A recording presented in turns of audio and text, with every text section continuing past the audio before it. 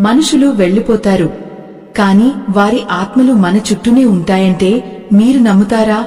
మనం వద్దనుకున్నా, చీదరించుకున్నా మన గుమ్మం దగ్గరకు వచ్చి మన కష్టాలను పంచుకునే ఆ వింత జీవి వెనుక దాగి ఉన్న రహస్యం ఏమిటో మీకు తెలుసా?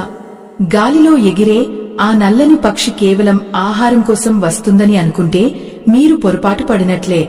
ఈ అద్భుతమైన రహస్యం మీకు పూర్తిగా అర్థం కావాలన్నా, మీ జీవితం మారాలన్నా ఈ వీడియోను ఎక్కడా ఆపకుండా చివరి వరకు చూడండి.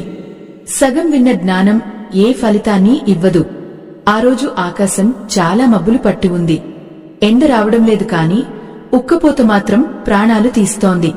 రాఘవ తన ఇంటి అరుగుమీద తల పట్టుకుని కూర్చున్నాడు. అతని కళ్లల్లో నిద్రలేదు, గుండెల్లో ప్రశాంతత లేదు. అప్పుల బాధ అంటే ఎలా ఉంటుందో అనుభవించే వారికే తెలుస్తుంది. రాత్రిపూట నిద్రలో కూడా ఎవరో వచ్చి తలుపు తడుతున్నట్లు, బాకీ తీర్చమని నిలదీస్తున్నట్లు ఒకటే పీడకలలు. ఆ పీడకలల కంటే నిజ జీవితమే భయంకరంగా మారిపోయింది అతనికి.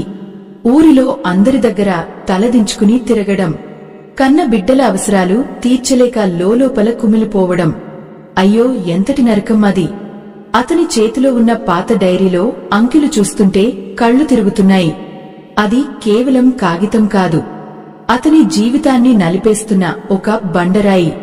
సంపాదించిన ప్రతి పైసా వడ్డీలకే సరిపోతోంది. అసలు అలాగే కొండలా పేరుకుపోయింది. ఆత్మహత్య అనే ఆలోచన కూడా అతని మనసులోకి రాకపోలేదు. కాని వెనుక ఉన్న తనవారి ముఖాలు గుర్తుకు వచ్చి ఆగిపోయాడు. గాలిలో తేలుతూ వచ్చిన ఒక నల్లని నీడ అతని అరుగుమీద పడింది. ఒక కాకి రెక్కలు విదిల్చుకుంటూ సరిగ్గా అతని కళ్ల ముందే ఉన్న గోడమీద వచ్చి వాలింది. అది మామూలు కాకిలా లేదు. దాని కళ్ళు చాలా తీక్షణంగా ఏదో చెప్పాలని తపిస్తున్నట్లు ఉన్నాయి. కాకిని చూడగానే చాలామంది విసుక్కుంటారు, అపశకునం అని భావించి రాయి విసురుతారు. కాని ఆ కాకి ఆ రోజు అక్కడి నుండి కదలలేదు. అది రాఘవ వంక చూస్తూ గొంతు సవరించుకుని ఒక్కసారిగా అరిచింది. ఆ అరుపులో ఒక వింతైన గీత ఉంది.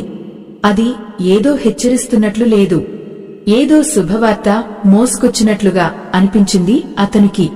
మన పెద్దలు ఊరికే చెప్పలేదు, కాకి పితృదేవతల రూపం అని.